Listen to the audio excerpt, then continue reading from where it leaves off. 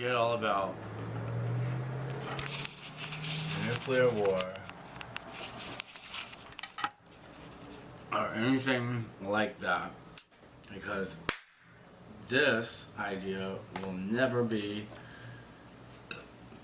a possibility on this planet, because the maniac in charge of this world who operates it and owns it knows that it would surely be the end of this world if it were allowed, so he can stop that. If ever there was a problem and it was a possibility, he would surely move to block it, and he can do it because he's big and powerful and he can do all kind of things, and that's one thing that he can definitely handle. So you can forget about nuclear war, but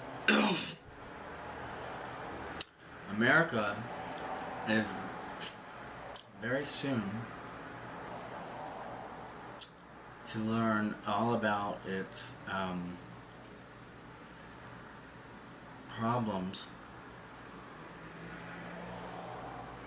with the economic crisis that is about to occur. It happened in 2008, the meltdown, the crisis that we were alerted to its reality in October 2008. That was not 2010, now we're in 2011. By October of this year, it'll be 3 years have passed since that crisis, and we still haven't felt it really yet. So everyone is under this illusion, seemingly, they believe very strongly that this thing wasn't, it was averted, they fixed it.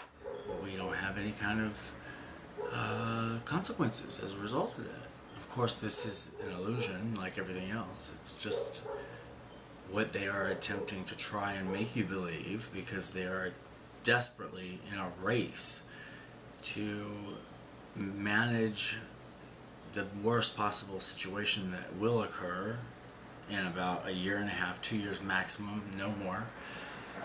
When our currency, the world's reserve currency, will no longer be in dollars. They're going to change that because the Arab nations are losing money hand over fist because their barrels of oil are worth $150 of oil, but our dollar is so devalued and all international trade has to be conducted in dollars. They're selling their $150 barrel of oil for $70 on the open market, and we occupy the Iraqi country, so we flood the market with enough oil and available oil so that the price keeps low and we don't have to feel any repercussion from that. We still gobble it all up and it costs nothing for the most part.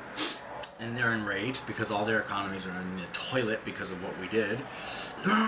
We engineered it on purpose. They weren't caught surprised and, oh my God, it's a crisis and now what to do. Yes, it was a crisis for sure, and it was a bad one.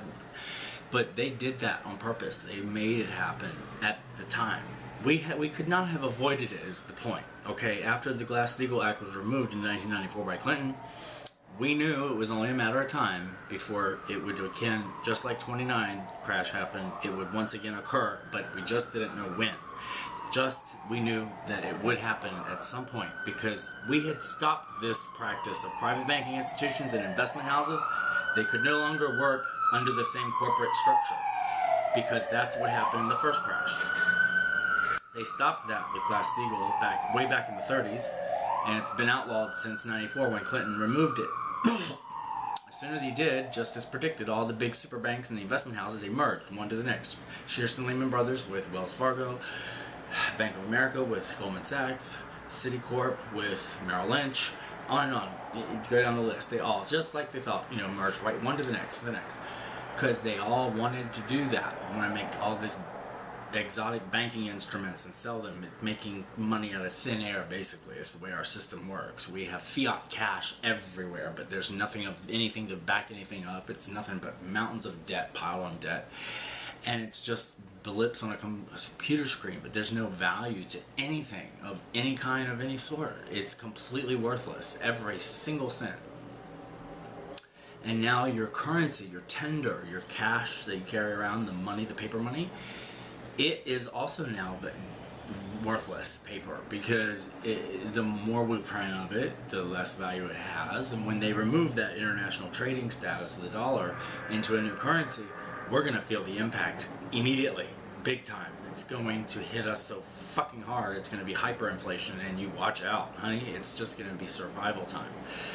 And they're trying to prepare for the worst because they don't want a revolution, and that's what happens historically speaking, we know throughout history when these kinds of things occur in countries and nations, generally when economics of severity of this kind of nature occurs, it typically results in a political revolution of some kind that the nation ultimately succumbs to because of the economic crisis that has been allowed to occur. Because of that fact, they fear that that is a possibility in this situation because it's going to be so bad that people are going to scream for something. You know, they're going to want answers and they want people to do something, but they're trying to remove all the guns from everybody now. You know, they got these lists and everybody's on the list and they announce it from the White House all day long. Why do you think they're so interested in removing all the guns and changing the laws and trying to get the Second Amendment removed from the Constitution? And what is this whole thing about? What is that about? Think about it. You can't have a revolution if you don't have a gun, so they're trying to get it out of your hands before it gets real bad so they can maintain order and keep everybody under control, and you'll do as you're told, and if you don't, they're going to lock your ass up in a cage and they're going to kill you.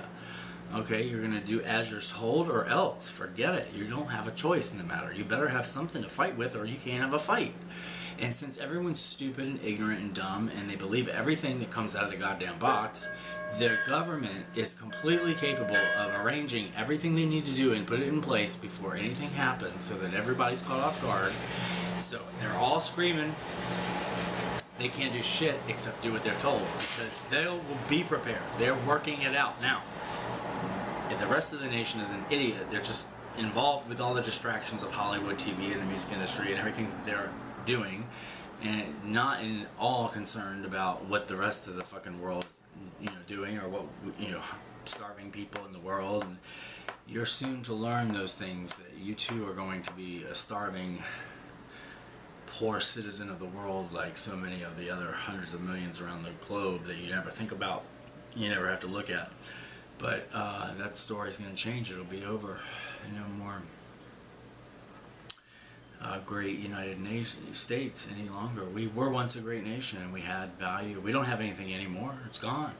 NAFTA in '94, another reason. All the manufacturing corporate entities of all kinds, that anything we had left that we manufactured or sold for open trade on the market, it was moved a long time ago in '94 after the NAFTA agreement. It's south of the border where the corporate entities can make infinitely more profit in those countries like China and Mexico than they can here. So that's all gone. We have nothing to sell. We have a mountain of debt. We can't pay it. We have nothing. We have a military industrial complex that's completely to the hilt. Yes, we do have that. And we're heavily depending on it to get us through this crisis that's going to hit in big time in about a year and a half. And we're going to use it to the best of our ability against all the other nations in the world. We're going to forcibly make them cooperate with us on all these things so that we can manage to maintain our position of authority over the planet. We can do that if our military maintains a strong presence strategically and capably. But China is a problem. They have 2 million people in their goddamn army, and they're pretty damn well equipped, and we don't have that